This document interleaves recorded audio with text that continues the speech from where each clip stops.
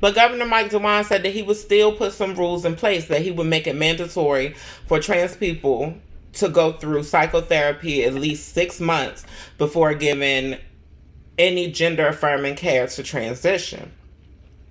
He also made a rule that there would be no surgeries, no transitory, no cosmetic surgeries done on kids.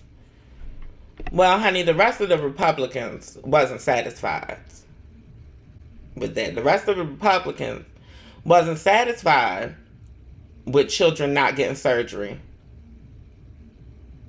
The rest of the public wasn't satisfied with the idea that anybody would be able to transition honestly. That's the real problem.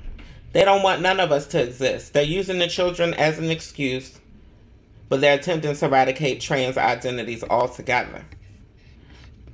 I mean, just listen to her rhetoric. Not assigned at birth, but rather from the moment of conception. You are... No, honey baby. No. She said that gender is not assigned at birth, but rather from conception. And biologically, science tells us that that is absolutely not true. If we are going based on conception, a gender does not exist. At the point in utero when gender does become recognized, it is first recognized as female. All humans began as female. Depending on the hormonal balance in the uterus, depending on the hormonal balance during the natal process, some of us develop external genitalia, therefore making us male. Ma'am, honey, it ain't no gender or sex at conception, and there ain't no gender or sex completely determined until approximately 3 to 4 months in utero. You are either male or you are female. And there is no such thing as gender-affirming care. If there's no such thing as gender-affirming care, then why are y'all trying so hard to take it away? Man, what are you up here trying to veto bills for if gender-affirming care? You see how the whole point of this rebuttal and this back and forth, anytime I have a back and forth with anybody, it's just because they slow. No, let me take that back. They're usually pretty smart, but they know how to talk to slow people. Yeah, they be foolish. None of it makes sense when you really break it down. See, they don't teach critical thinking in the United States. They don't want us to have it, because then we'll be able to vote too well. Can't affirm something that doesn't exist. I am sorry that the facts of this reality challenge the fairy tales that you have told yourself. But trans kids and trans adults have always been in Ohio, and they will continue to be in Ohio. Families with transgender children have been at the State House all day protesting this veto override. They tell me this bill turning to law will cause more teen suicides, and they fear that it will some way impact adult gender-affirming care too. They say this care is not dangerous and say it truly does save lives. Those for the bills. The care that they're complaining about is honestly hormone therapy. Keep in mind that they put hormones in food. Hormones naturally occur in food, but hormones can be added in food production very commonly in the United States. Hormones are altered with our GMOs, and everything essentially is GMO. Baby, you can't even trust the stuff that says it's not GMO. But let's get back to it. They don't want kids to have access to hormone therapy. And really, for children, it's just blockers. It's just hormone blockers. It literally just stalls your development.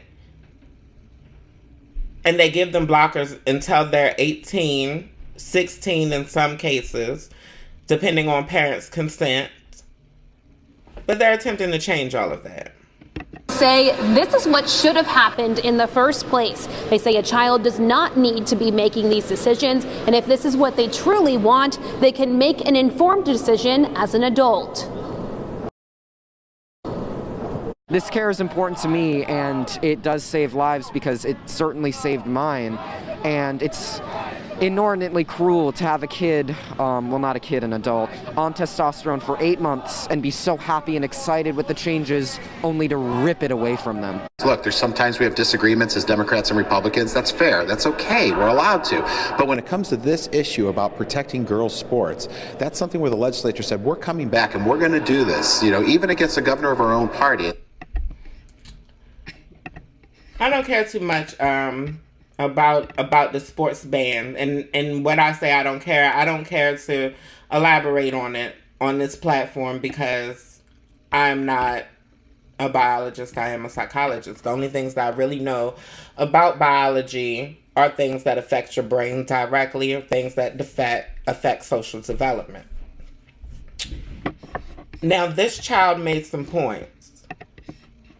First point he made was that gender-affirming care saved his life. I believe that it's quite possible that gender-affirming care could have saved mine as well. I know that gender-affirming care did improve my life. I can promise you that. My perspective completely changed once I became happy in my skin and I started to become a productive citizen. The more I become comfortable in my skin and my existence.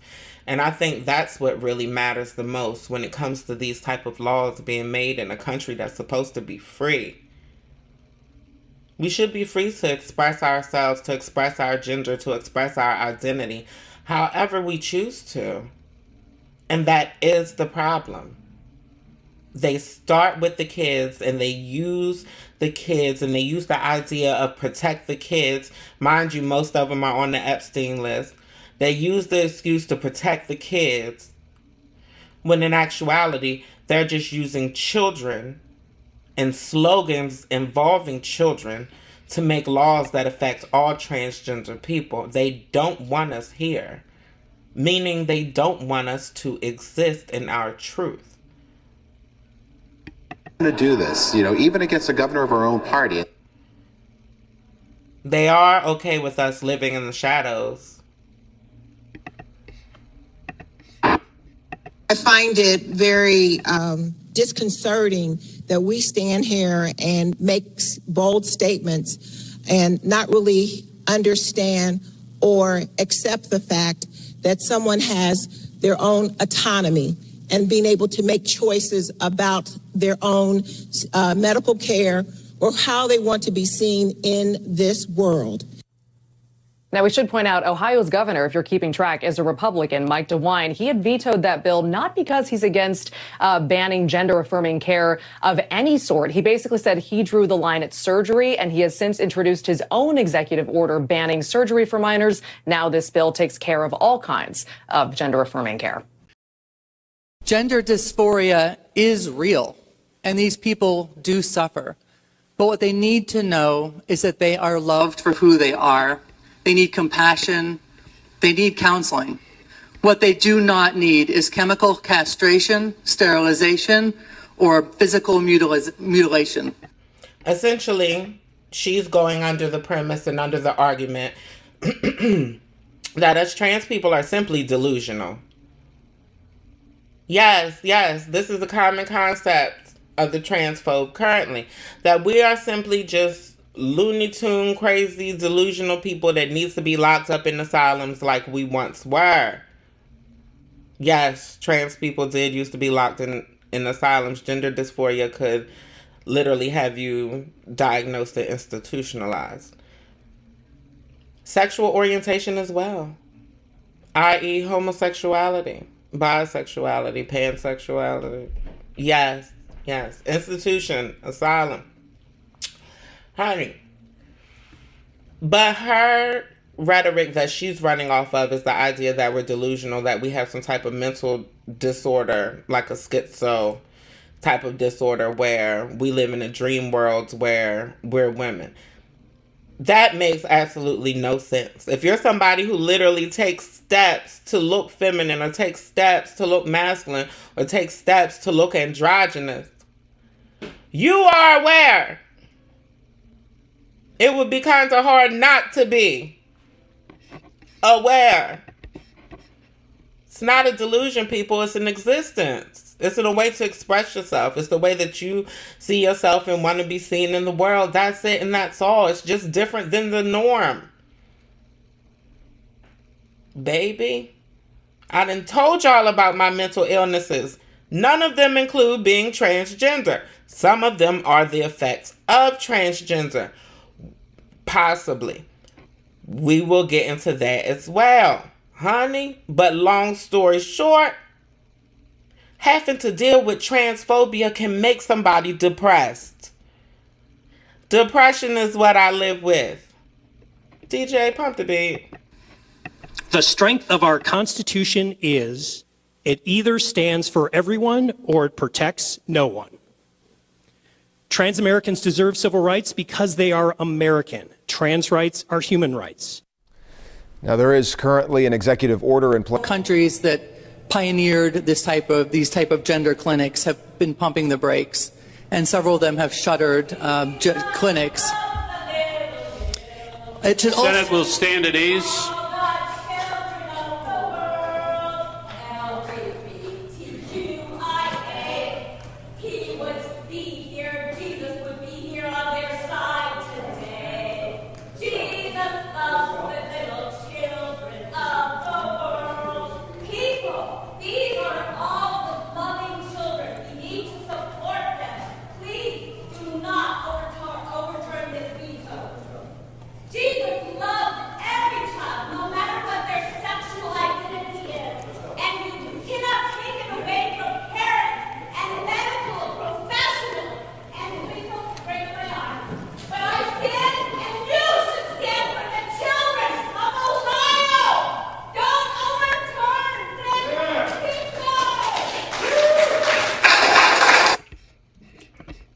Now that is how a white woman uses... It's been really frustrating. Now that is how a white woman uses her white woman tears effectively. Effective, wasn't she? They put her in... Oh, honey, they clocked Carol out. Clock out, Carol. Clock out. No shade, Carol is really trying to save the children, though, if we're being honest. Well, if you're not performing surgeries on children and they're not developing secondary sexual characteristics in their development, there's no harm done to anybody. This stuff has been decided long ago. Obama passed these bills for trans people. Child, I ain't preaching to y'all today. We're gonna wrap this up, honey. Let's let the Ohio family that's affected by all of this foolishness talk.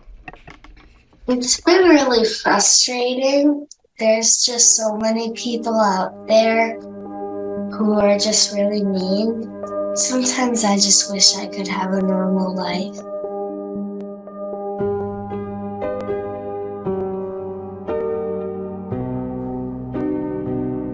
Because you've said that you're not going to allow us to get the care here in Ohio doesn't mean we're suddenly going to stop getting the care for our kids. We know that this is the right thing to do. We trust the science. We trust our healthcare providers. And so we're going to do what we have to do. And whether that is travel out of state to get it, whether it's leave the state and move. Everybody that we choose to surround ourselves with are very supportive. Many people that we associate with only know Astrid as Astrid.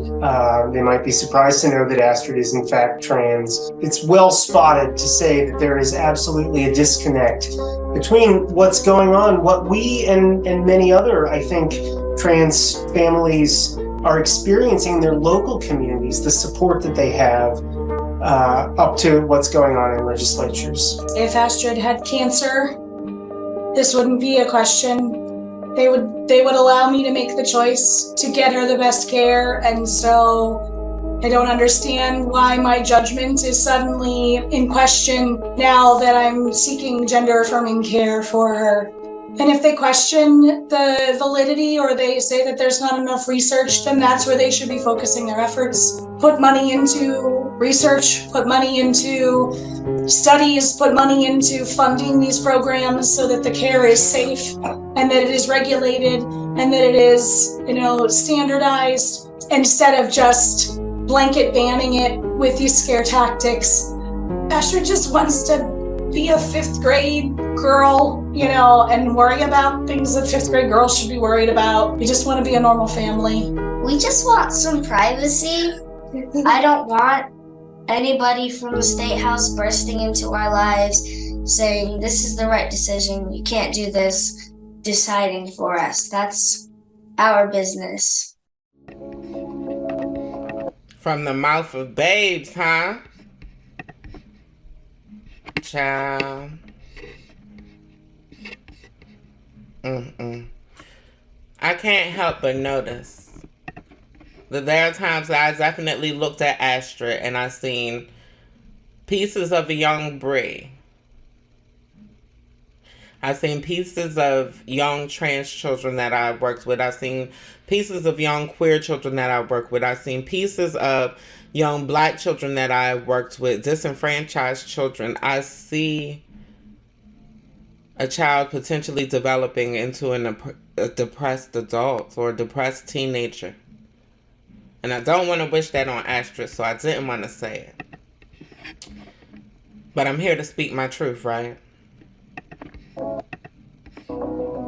This bill would impact a very small number of Ohio's children. But for those children who face gender dysphoria and for their families, the consequences of this bill could not be more profound. Ultimately, I believe this is about protecting human life. It's about protecting human life. One of the freedoms that we should have in this country is autonomy. Missouri, Utah, they're all following Florida's suit. They're all following Florida's lead. Birth sex on identification, insurance requirements, and latest Florida trans bill proposal. As I said before, I'll say it again. The goal is to eradicate transness. The goal is for transgender to not be an option for anybody. They're just simply using the kids to distract the people who sit in the back of the class. I suggest all black people move to the front of the class. The queer people are already there.